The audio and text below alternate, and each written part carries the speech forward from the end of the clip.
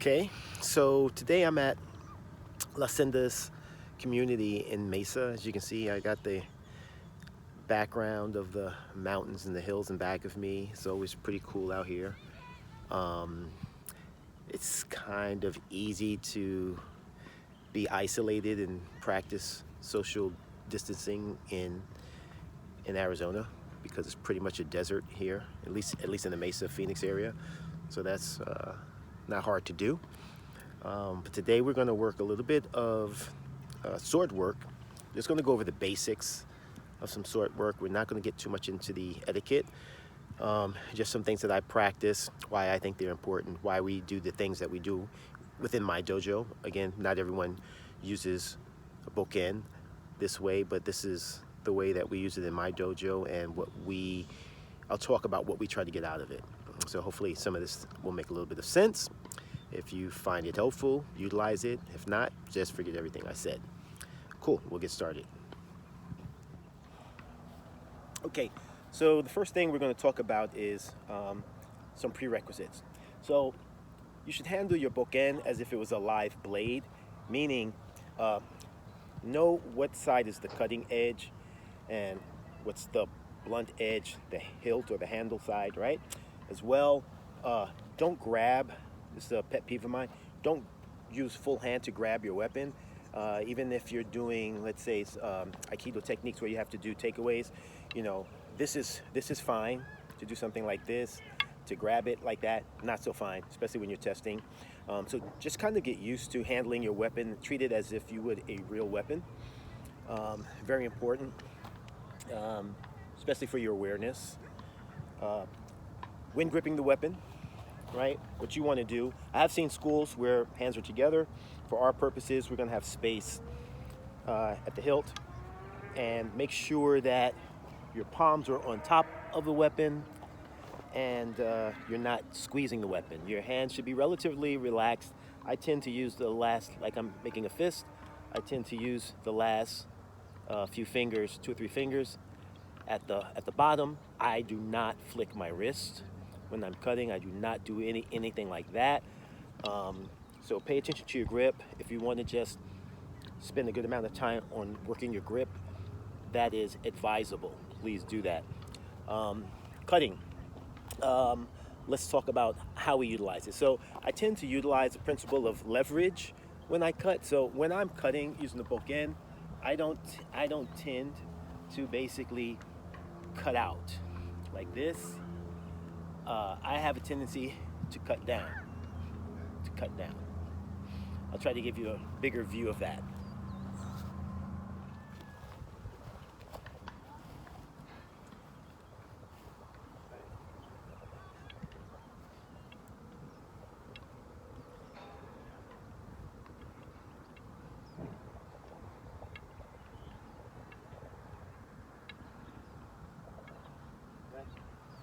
From this angle.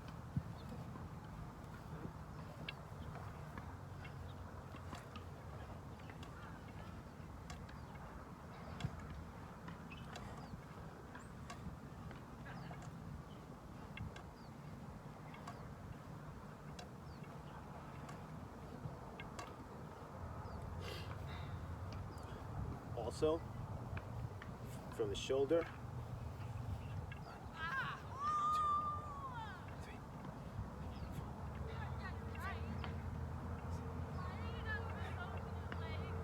You can switch, don't switch hands, right? 1, 2, 3, 4, 5, 6. A couple of drills, right? Go. 1, 2, 1, 2, 1, 2, 1, 2, 1, 2, 1, 2, 1, 2, 1, 2, 3, 4. Do this angle here. This is chamber from the shoulder. Ready? 1, 2, 1, 2, 1, 2, 3, 4. So really what I'm trying to do is utilize this fulcrum and this principle of leverage. I'm not really, I don't tend to cut out. I don't tend to do this. Not incorrect, it's just not how I practice for what I want to do. So, not incorrect. A lot of schools cut out like that. For the way I practice and how it translates to my Aikido, I tend to cut down. And we tend to utilize the principle of up, down a lot, and we don't tend to throw out so much. So to train my body to cut down and not, Shihonage is right, classical example. A lot of people, they do Shihonage, they cut out, the arm is extended. Uke is create space, so that's why we don't do it. I don't like to create that much space between myself and my uke, so when I do Shihonage, I don't cut out like that.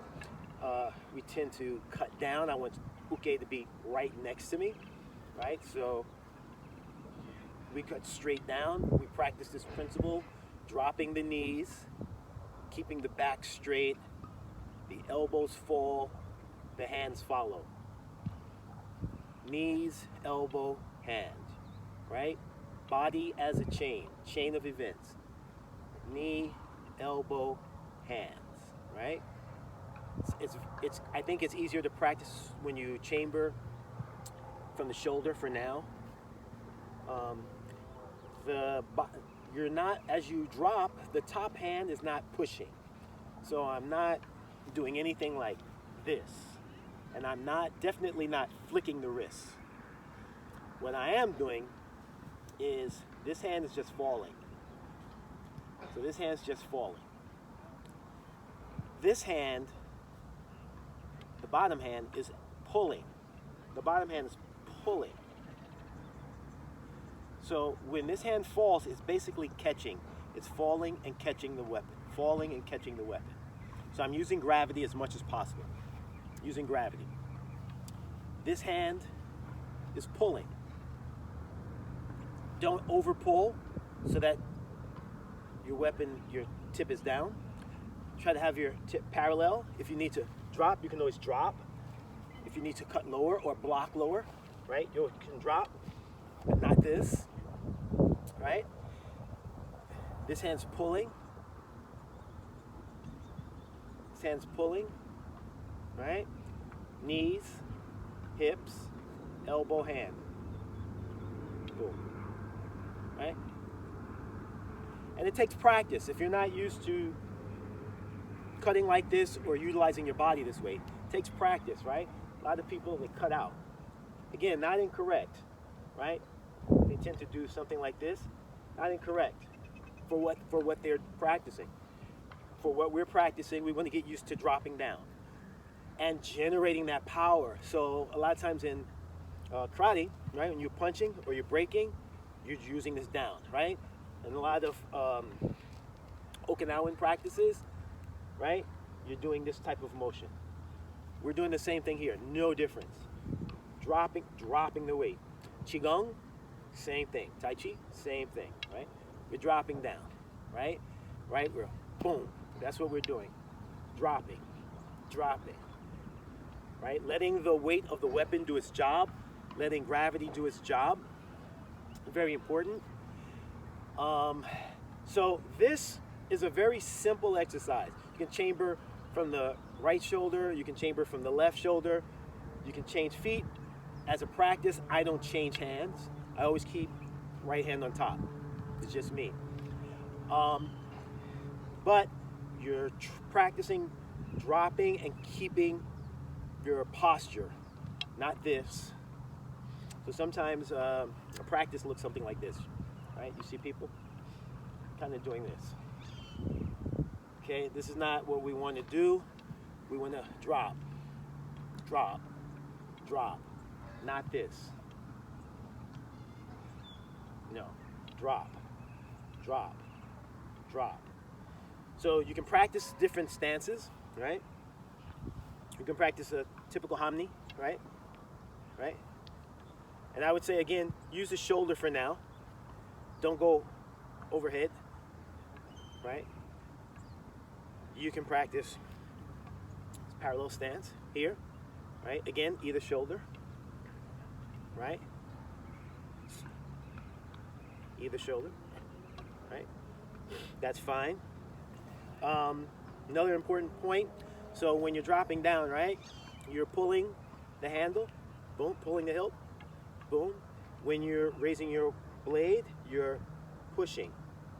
So it's pull and push, pull and push, pull and push, pull and push. So it looks like this. 1, 2, 3, 4. So this is extremely important, as well as the down, the up and the down, right? And you coordinate that with your body. 2, 2. So it's not a mindless, you don't mindlessly just raise your weapon and go for the down. You mindfully go up, you mindfully go down. 1 and 2. 1 and 2. 1 and 2. So that's very important. A lot of times we don't count the up, we count the 1, 1, 1. But it's very important that you understand it's actually 1, 2, 1, 2, 1, 2. And again, everything's falling right here in front of me, not going out. For our purposes, if I had to move forward, I would move forward and still cut down rather than try to reach. There are times when you do want to cast out, but even if I do cast out, the arms are still dropping. The action is not at the end. The action is still at the elbows going down. So my cast would look more like this as opposed to this. Utilizing that portion, utilizing more of the middle, right?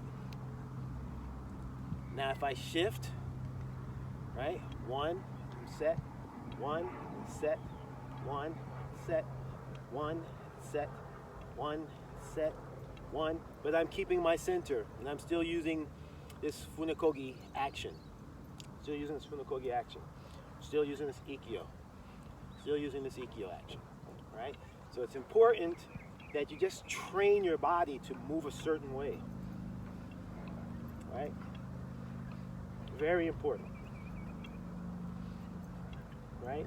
But again, starts at the grip. Make sure you have good you can utilize this principle of leverage. Very important. Very important that you're dropping your weight, using the down, right? Push, pull, push, pull, push, pull. That action is very important. Training your body that way is very, very, very important. It's going to translate to all your techniques and everything that you do.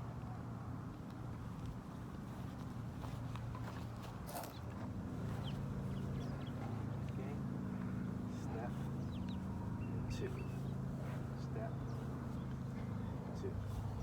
Step, and 2. Step, 2. Step, 2. Step, 2. Step, and 2. Okay. Also, right, from here, 1. 1. 1. 1. 1. 1. 1. 1. 1.